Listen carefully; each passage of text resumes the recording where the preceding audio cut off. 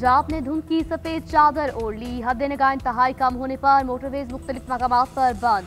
M2 पर लाहौर से coat मोमिन, M3 पर फैजपुर से दरखाना तक ट्रैफिक का दाखिला बंद। M4 पिंडी भटिया से मुल्तान, M5 मुल्तान से जाहिर पीर तक ट्रैफिक का दाखिला रोक दिया गया। लाहौर से आलकोट मोटरवे पर भी नो एंट्री का बोर्ड आवेजा।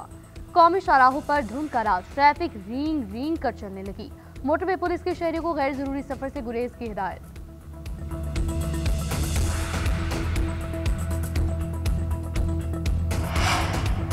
रवा साल के इख्तिताम और आइंदा साल के आगाज पर बारिशों की पेशगोई। महकमा मौसमियात का कहना है कल मगरबी हवाओं का सिलसिला मुल्क में दाखिल होगा। 31 दिसंबर को सिस्टम मुल्क के बलाई और वसी इलाकों को अपनी लपेट में ले लेगा।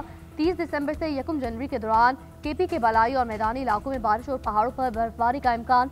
इस्लामाबाद, मरी, गलियात, पंजाब के मैदानी इलाकों में 30 दिसंबर से 2 जनवरी तक बारिश की पेशगोई। बलूचिस्तान के मुख्तलिफ इलाकों में बारिश और पहाड़ों पर बर्फबारी का इम्कान।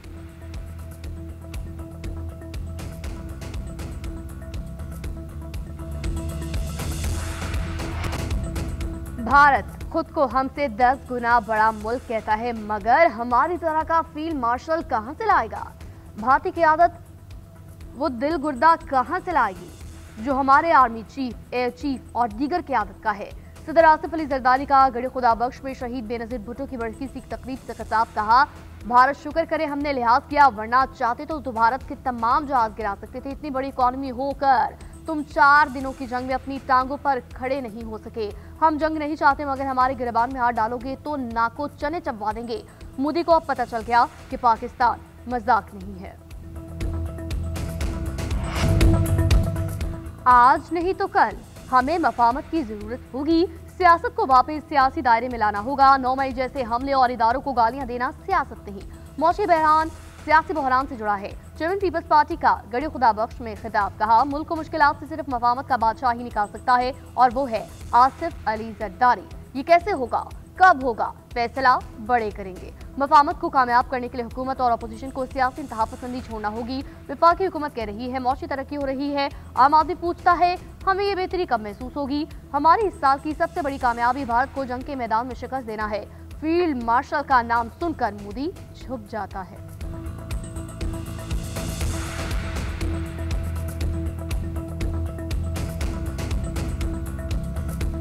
वजाहत है, पाकिस्तान गजा आर्म्ड फोर्स का हिस्सा बनने के लिए तैयार, अगर इसका मैंडेट हमास को गैर मुसल्लह करना ना हो। हमास को गैर मुसल्लह करना या अमन नाफिज करना फलस्तीनी अथॉरिटी का काम होगा।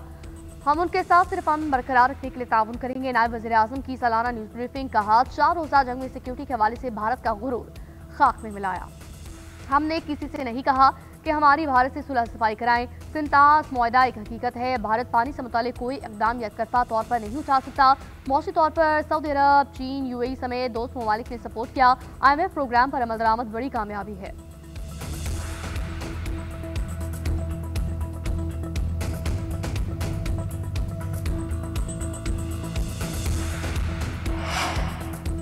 जमहूरियत डायलॉग से आगे बढ़ती है, डेडलॉक से नहीं। वज़ीर आज़म ने एक बार फिर मुज़ाकरात की दावत दे दी। नून लीग और पीपल्स पार्टी ने कई मरतबा सियासी जमातों को एक मेज पर बिठाने की कोशिश की। हमारा यकीन है बातचीत से ही मसाइल हल किए जा सकते हैं। वज़ीर आज़म के सियासी मशीर राना सनाउल्लाह की सक्कर में मीडिया से गुफ्तगू।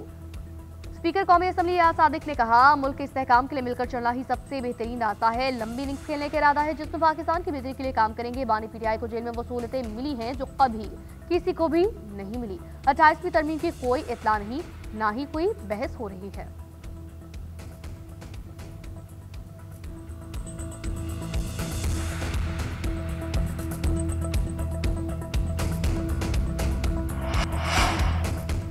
CM KP के लाहौर में शामिल मुफ्त कुरैशी के घर आमद। अहल खाना से मुलाकात। अरकान सूबाई असम्बली और कारकुनान की बड़ी तादाद पहुंची। फूलों की पत्तियां निछावर। सुहेल आफरीदी, डॉक्टर यास्मीन राशिद के घर भी गए। सियासी सूरत-ए-हाल और बाहमी दिलचस्पी के अमूर पर तबादला ख्याल। वज़ीर आला KP ने शामिल मुफ्त कुरैशी और यास्मीन राशिद की सियासी खिदमात को खराज तहसीन पेश किया।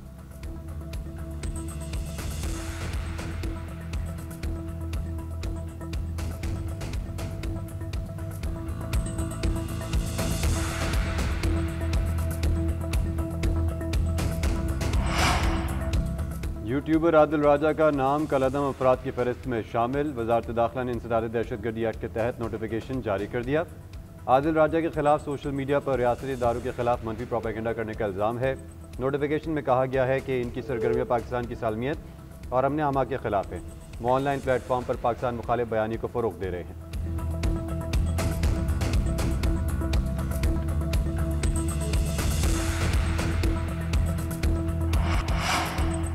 पाकिस्तानी वर्कर्स के लिए यूरोप के दरवाजे खुल गए। पाकिस्तान इटली से 10,500 मुलाजमतों का कोटा हासिल करने में कामयाब। कोटा आइंदा 3 साल के लिए अलॉट किया गया। 3500 पाकिस्तानी हर साल रोजगार के लिए इटली जाएंगे। वजारत ओवरसीज पाकिस्तानी के मुताबिक welders, technician, chef, waiters, house keeping में मौके मिलेंगे। मेडिकल, नर्सिंग, फार्मिंग और दीगर शोबों में भी रोजगार के मौके मौजूद। तवील मेहनत के बाद वर्क फोर्स के लिए रोजगार के दरवाजे खुले हैं। जल्द यूरोप के मजीद ममालिक में रोजगारी के मौके पैदा होंगे।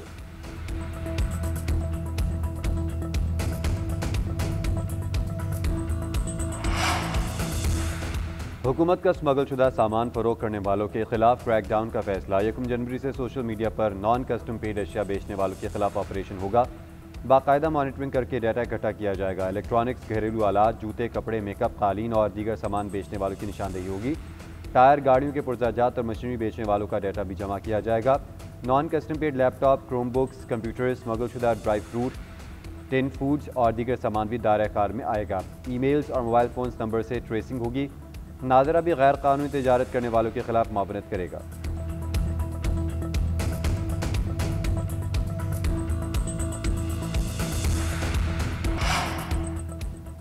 अमेरिका में बर्फानी तूफान ने निज़ाम में ज़िंदगी मुंजमद कर दिया। आमदोरफ्त मुतासिर, हज़ारों परवाज़ें मनसूख और ताख़ीर का शिकार। मिड वेस्ट और शमाल मशरक़ में तूफ़ानी बर्फबारी की वार्निंग। न्यूयॉर्क और शिकागो के हवाई अड्डों पर मुसाफिरों का रश। हुकाम ने क्रिसमस की छुट्टियों से वापस जाने वालों को खबरदार रहने की हिदायत कर दी। दूसरी जानिब रूस में भी शदीद बर्फबारी से मामूलात ज़िंदगी शदीद मुतासिर। मॉस्को में हर तरफ बर्फ़ की चादर। दर्जा हरारत -15 डिग्री तक गिर गया। महकमा मौसमियात ने रबा मौसम सरमा को सर्द तरीन करार दे दिया। इससे कबल मॉस्को में 1892 को सबसे ज़्यादा सर्दी पड़ी थी।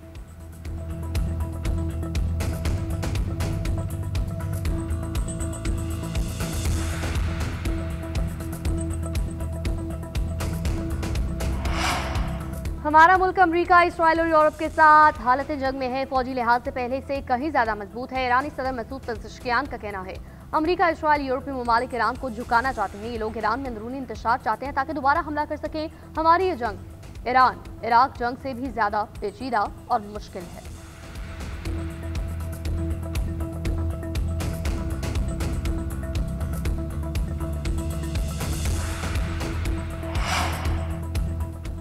बहरीन में भारतीय टीम का हिस्सा बनने वाले कौमी कबड्डी प्लेयर पाबंदी लगा दी गई। फैसला कबड्डी फेडरेशन जनरल काउंसिल इजलास में किया गया। चेयरमैन फेडरेशन चौधरी शाफी हुसैन का कहना है कि उबैदुल्लाह राजपूत को मुअत्तली के खिलाफ अपील का हक हासिल होगा। डिसिप्लिनरी कमेटी केस को देखकर पाबंदी की मुद्दत का फैसला करेगी। किसी खिलाड़ी को NOC के बगैर बाहर खेलने की इजाज़त नहीं होगी।